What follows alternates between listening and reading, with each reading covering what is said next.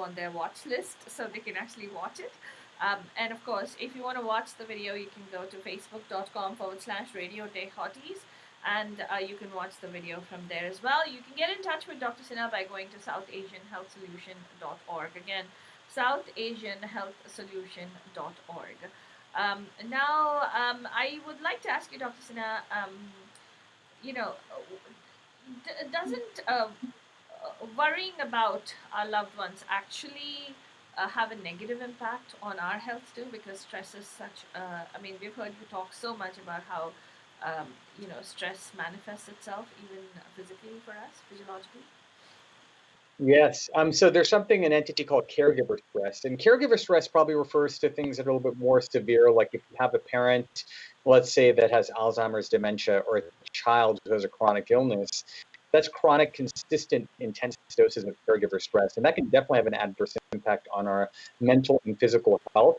Others of us might have just like a spouse who just refuses to exercise or that doesn't want to lose, their last 10 to 15 pounds. And that can cause stress too. But absolutely, if we're consumed by the fact that we have somebody that we're close to that's not making healthy lifestyle changes, that can damage our own health as well too. So it's something we need to be aware of. And I wanted to step back a little bit too and just kind of address, why does this happen? Like, why do our family members not listen to our well-intentioned health advice? And the way I sort of think about it is, in the letter I wrote to my audience, I turned this into a blog post. I tell people it's because the people that are closest to us, they're also closest to our most emotional, sort of sensitive spots as well too. So if you end up telling your spouse or a loved one that they should exercise or they should lose weight, that's going to be taken very differently than if a doctor or a friend were to give that same piece of advice, because it can open up those wounds. And I tell people it can be frustrating, but it's also part of the privilege of having somebody very close to you. If it's a brother, a sister, a child, a parent, just like you are close to their love and their compassion, their other elements, you're also very liable to maybe open up those sensitive pieces as well too. So it's something that we should be aware of and acknowledge. And then really you think about, what are creative ways that I can basically help empower that person to make those changes. So I'll give you an example. Sometimes when I see couples, often, I'll have a wife who's been trying to make the husband make changes, and then all of a sudden I'll tell them something. The wife's like, "See, I've been telling you that for 10 years. Why didn't you listen to me?" Right? And really, I mean, the whole point is, because I'm a doctor and I'm not related to this person, I'm not married to this person, so that advice will be taken differently. And then what I encourage a spouse to do is, don't say, "I told you so," because that's just going to make it more confrontational. Because this is what happens in marriages or in relationships, is now it becomes a war between two people. You become like a toddler. We're like, "No, I'm not going to listen to this person. I'm going to eat as much samosa and pakora as I want. I don't want you breathing down my neck," right? So that's why you have to really sort of step back and acknowledge that, because we're so close to these people, that's why it becomes more sensitive. I know it almost seems kind of paradoxical, but that's the way these things work. Very true. In fact, it reminds me of very old wisdom. Father, do you remember the wisdom about the temple? Dr. Sinha, like in temples, they give out the prasad, right? Understanding the priest gives the prasad, is not called considered prasad at all. In fact, there is a saying in one of the regional languages in Canada, where it could be the same water that, the holy water that's offered to the Lord. If it's not given through the conch or the vessel in which it's supposed to be given, they don't consider it as holy water. That is a perfect analogy. Exactly. Yeah. That's a good way. That's a good way to think about it. So for some reason, when it comes from loved ones, it's an impure piece of advice compared to when it comes from an outsider. So you bring in a very interesting thing, Dr. Sinha. So how do you think one can handle this? What is the way?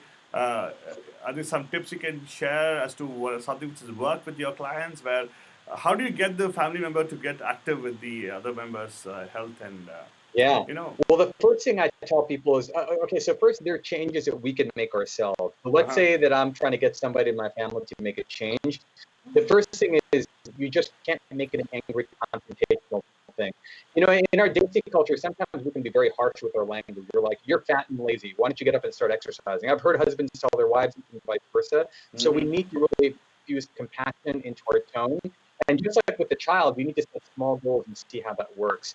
Now, even if you've been the nicest version of yourself and your loved one still doesn't listen, then I give the advice of finding a change agent, somebody that's outside of that sensitive zone. So this could be a friend, it could be a different family member, or actually it could be a doctor, a dietitian. Parents are not with me today, but this is where the healthcare system can come in and hopefully be a change agent for that person.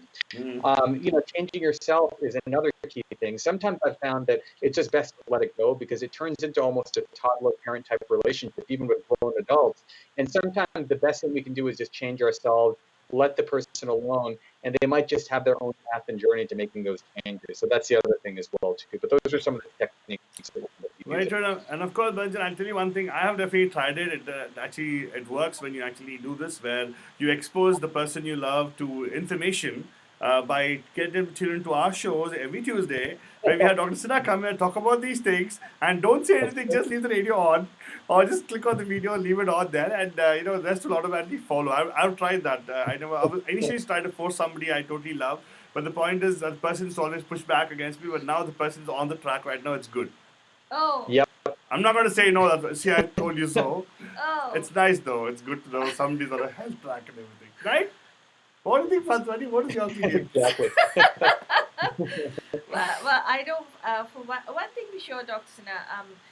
I did want to ask you. I know you come across a lot of our bandhus. Have you noticed that this is specific to the South Asian community? And do you think that are there any specific issues and challenges other than the weight loss and weight gain kind of thing?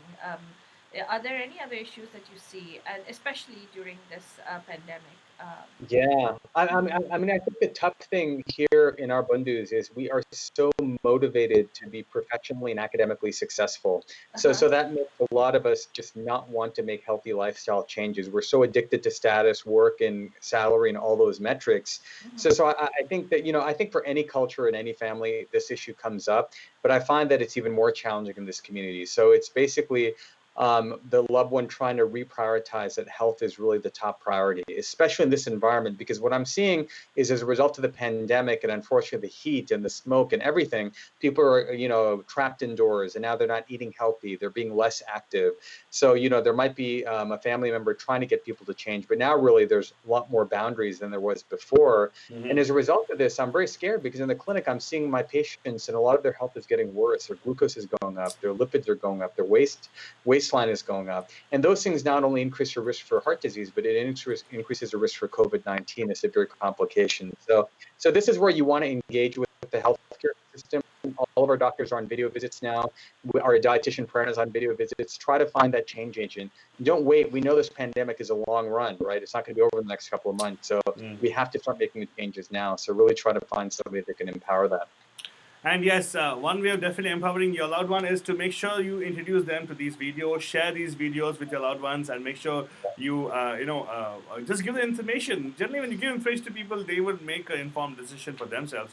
But you got to just make sure they know about this. So to share about the Health 360 videos, it's available on Facebook, facebook.com/radio-hotties. If you go to YouTube, you look up Health 360, all the videos pop up wherein we have Dr. Sinha and Peena talk about your health, our health, the whole South Asian health part of it. And also there's a blog which you can actually refer them to. It's even easier. Just send them to the blog culturalhealthsolutions.com, culturalhealthsolutions.com, or we also provide a link where you can actually directly go to the articles or what we're talking about today. Right, Faldrani? Right, absolutely.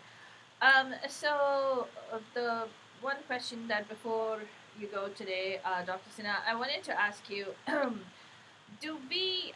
there any specific other strategies? Like, for instance, one strategy I can think of is to have everybody follow you on Instagram. That'll So work. and share your Instagram posts, because especially your IGTV videos, I really like those where you're like showing how you're working. Like, I love the one that you made with the shake, which is a really Right. quick thing that you I've got to did. make more of those. Reminding me to do that. Yep. Yeah. So talk to us about some other strategies, any other thoughts and ideas that you might have.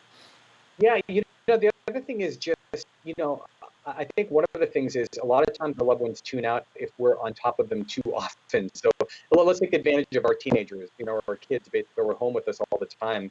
Now we are really micromanaging often every single thing that they're doing. They don't have the freedom and space that they did in school. Hmm. So I have teenagers that reach out to me because I've done teenage workshops before, and they feel suffocated right now because they can't vent to their friends. Hmm. So I think, one thing is just pick your battle. Like if there's one or two things, listen, can we get out and get some physical activity? Try to eat one serving of salad.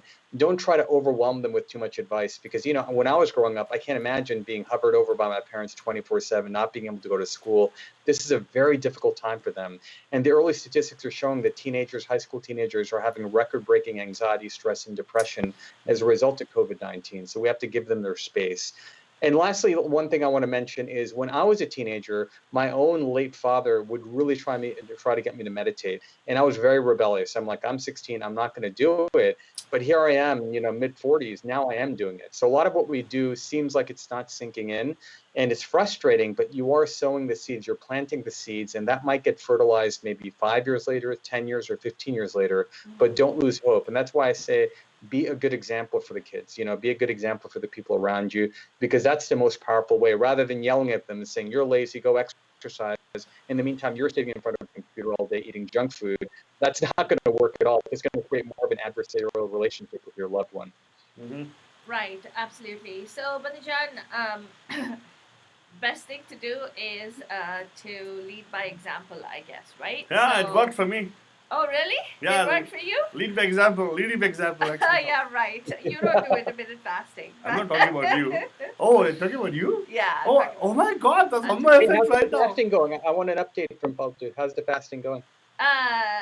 Going really, I would think, well, Good. I guess kind of just one day. So here's one question that I did have. Can I Sure. ask you the follow-up question? Of course, So, yeah.